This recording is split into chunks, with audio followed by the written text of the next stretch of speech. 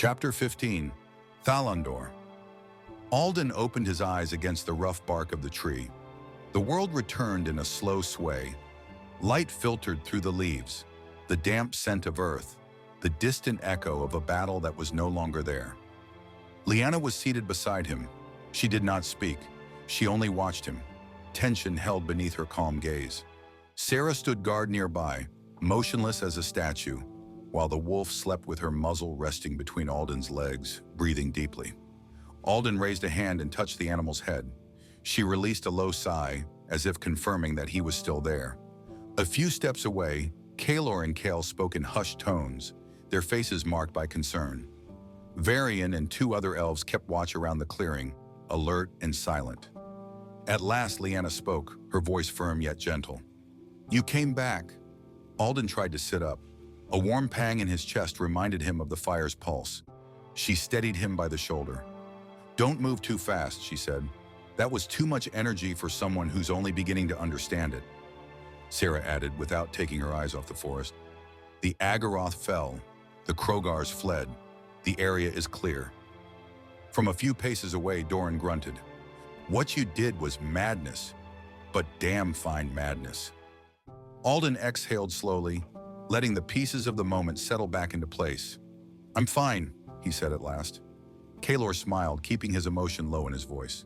"Thanks to you, we're safe." Vaerion spoke with practical authority. "Give the boy time to recover. We'll regroup and head for 15-Thalan Dor as soon as we're ready." The others nodded and moved off. Gradually, they left Alden and the wolf in Lyanna's care. Alden stroked the animal's head. The she-wolf sighed and pressed the weight of her brow into his hand. "She'll be all right," Lyanna said, watching them with restrained tenderness. "She's brave and beautiful. There seems to be a bond between you." He managed a tired smile. "What's her name?" Alden looked down at the creature, searching for a name that had not yet existed. "She doesn't have one," he admitted. "I never gave her one." Lyanna considered it for a few seconds and gently brushed the wolf's fur. "What about Luthara? It means moon guardian in the ancient tongue of the fair folk. I think it suits her." Alden repeated the name softly. "Luthara. I like it." The wolf lifted her head for a moment, as if sensing something, then settled it back against his legs. On the road to 15-Thalan Dor, Alden and Lyanna walked side by side.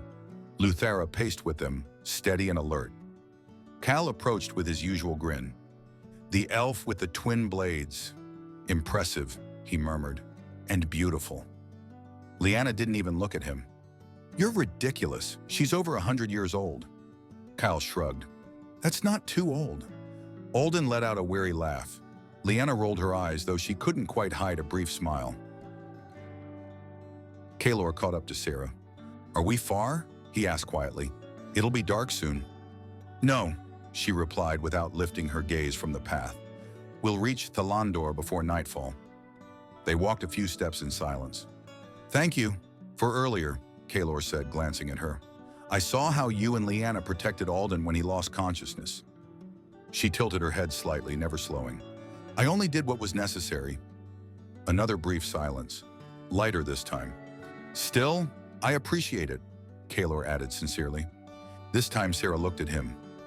"I saw what that boy did," she said quietly. "The mark, the sword, the way the fire answered him. He doesn't control it, but he didn't hesitate to protect us." Kaelor nodded, unsure what to add. Then Vaerion's voice reached them from the front. "We're here." 15-Thalan Dor emerged among the trees like a place of quiet refuge. Simple homes gathered around a crystal-clear lake, and at its center, an island crowned by an immense tree whose pink leaves gleamed like a dawn held in place. Blue crystal lanterns lit the paths with a soft, dreamlike glow. As the group advanced, townsfolk and onlookers peered from doors and windows. "Who are they?" "Vaerion is with them. It must be serious." The captain led them to the largest building by the water. After brief preparations, they were presented before the council. Vaerion summarized what had occurred in the forest. An elder then rose. It was Melarin, wearing a time-worn robe and bearing an ancient gaze. "Speak truthfully," he commanded. Kaelor stepped forward and recounted what mattered most. The mark, Alden's maternal bloodline, the attack on the village, their flight to Drowan, and the events that had brought them to Larethil. As he spoke, the council members reacted in murmurs. A thin-browed elf clicked his tongue skeptically. A silver-haired woman frowned at the name Galithor. Another let out a faint sound when the mark was mentioned. When Kalar finished, Melerin turned to Vaerion. "Your assessment?" Vaerion glanced at Sarah, seeking a nearly imperceptible nod, then replied, "I saw it with my own eyes. The mark, Eryndhal, and the fire answering his will. He doesn't control his gift, but he possesses it, and they did not lie about what happened in the forest." The council fell silent. Melerin walked toward Alden. His eyes, clear despite the years, studied him as though reading beyond flesh and bone.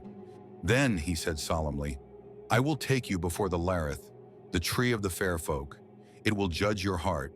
If you are the one of prophecy, we will know." Alden swallowed. "And if I'm not?" "If the tree does not accept you," Melerin replied, "Eryndhal will be reclaimed for its protection, and the council will decide your fate, whether merciful or not." The threat settled over them like a restrained shadow. With that, the audience ended. Outside, night spread across 15-Thalan Dor as the lake reflected the pink leaves of the great tree. Alden looked to his companions. The mark pulsed beneath his shirt, hot as a warning. If the tree rejected him, he would not only lose the sword, he would lose far more.